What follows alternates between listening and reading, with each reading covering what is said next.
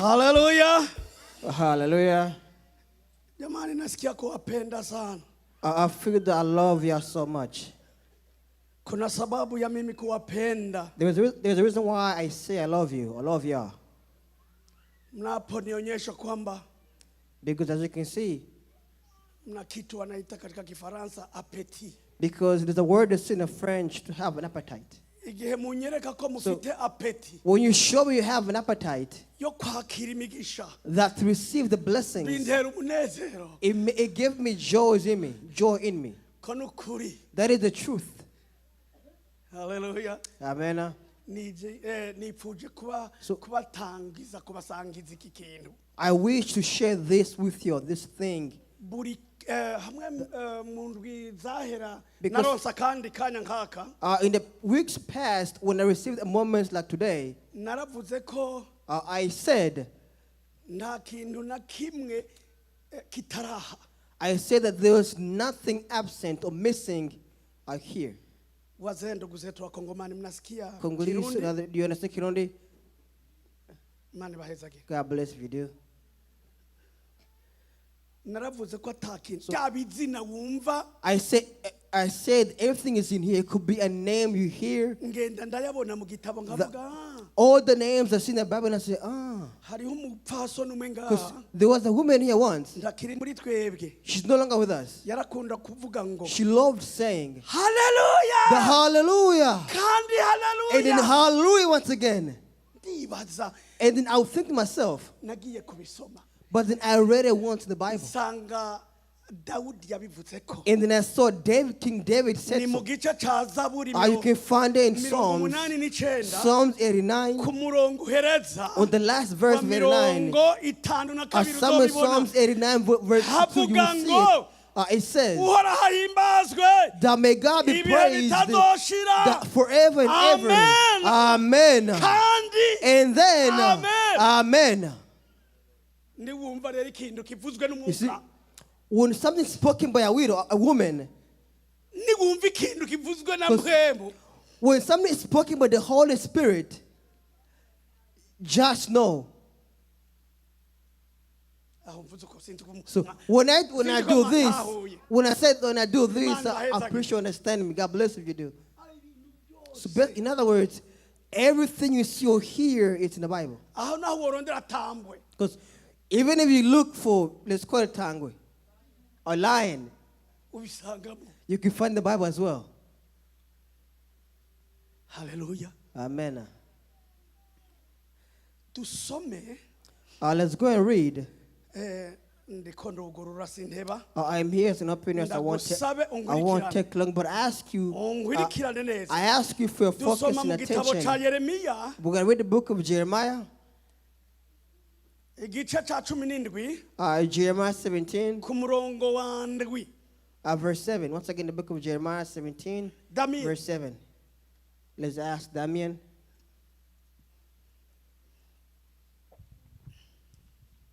Dusome mu izina rya Yesu Kristo. Yeremiya 17 ku murongo w'indwi. Umutwe w'ijambo uravuga ngo ingene umutima wibesha kuruta ibindi byose. Murongo w'indwi haravuga ngo arahiriwe umuntu yizigira uhoraho akaba ivyizigiro vyiwe.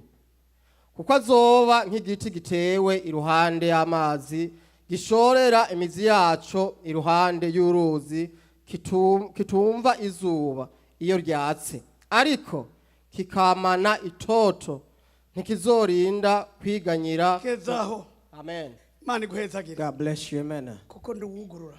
Because I'm an open as amajambo y'Imana rero. The word of God.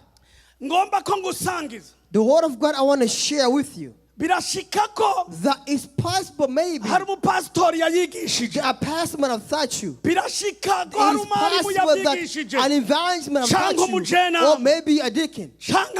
Or maybe other place might have preached. Or maybe the Holy Spirit of God my brother attested in your heart and it came out of you. The truth to understand His word. Let's go and share it because God gave us time so we can speak to you, we can converse and have a conversation. Willie. That's Mr. William. Must you please give me the verse or theme? So I can have a place where I'm standing. Or before I put the theme on the screen, I am not here to say you are blessed. No. See. I don't want to say I'm not here to say you are blessed. I'm not going to say you are blessed. No, that's not for me. If you think so, put a line through it. Because Wilson have said, the pastor preached about it already, that you are blessed. But today, the Holy Spirit of God has been in the verse that we're going to stand on the most.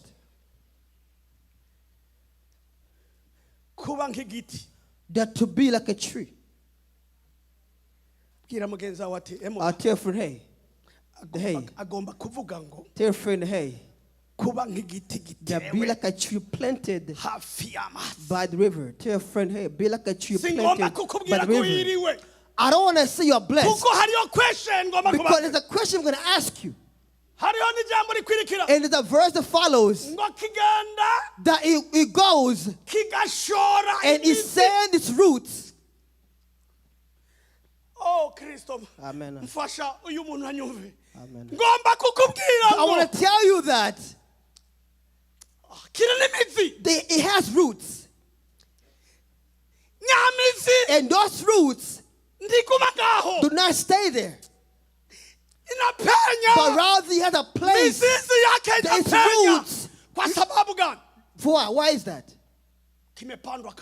Because it's planted close by the river. Amen.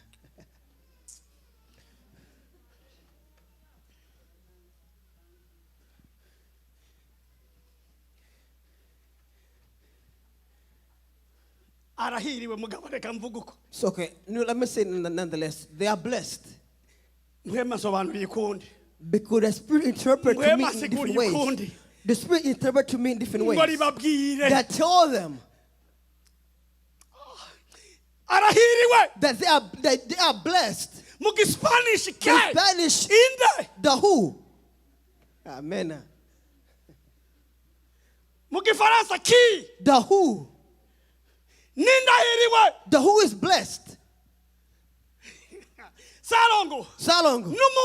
The who is blessed. It's a person who's in Christ. Amen.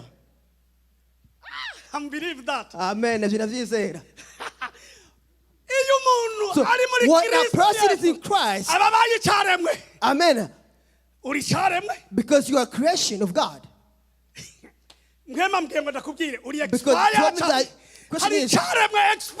Because some creation has expired already. It hadn't been shasha. Hadn't been shasha. New part. Hallelujah. Amen. It's not just to be that you are a creation, but some parts that have roots, but those roots out condition have been sending that easy. There's some tree planted, but its roots, it's been sent. And some trees are being planted, but its roots. So, see that tree that goes over the house, you will see problems. That if you go behind your wife, if you go behind your husband, you will see a problem. You always complain. The word of God said so. That it does not complain or worry. When the sun comes, it does not worry. But if your roots are not straight in Christ, you are expired. I'm not lying to you.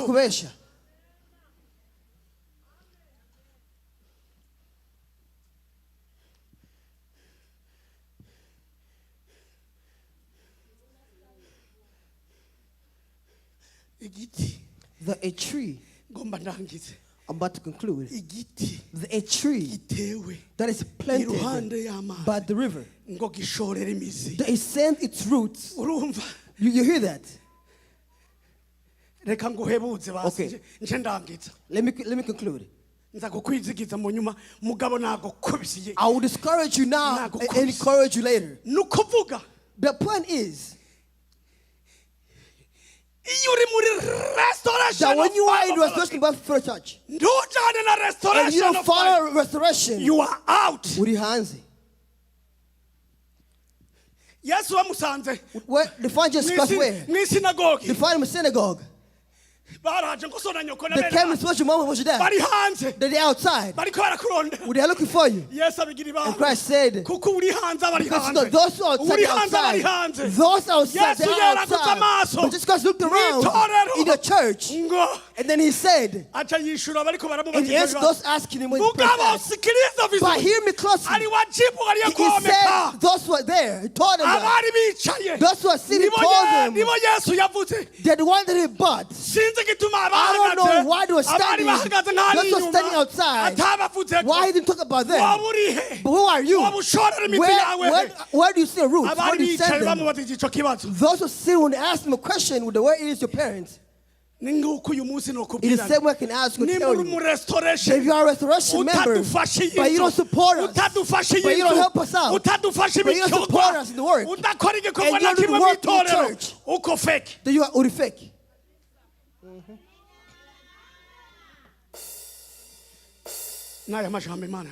Amen. But there's still time. You can change yourself. Because even a chameleon can change. That you have entered in restoration by Christ himself. But change. That repent. That leave the bad evil things and be plain by the river. Amen. God bless you. Hallelujah. Hallelujah. You heard me. God bless you. Amen. Amen.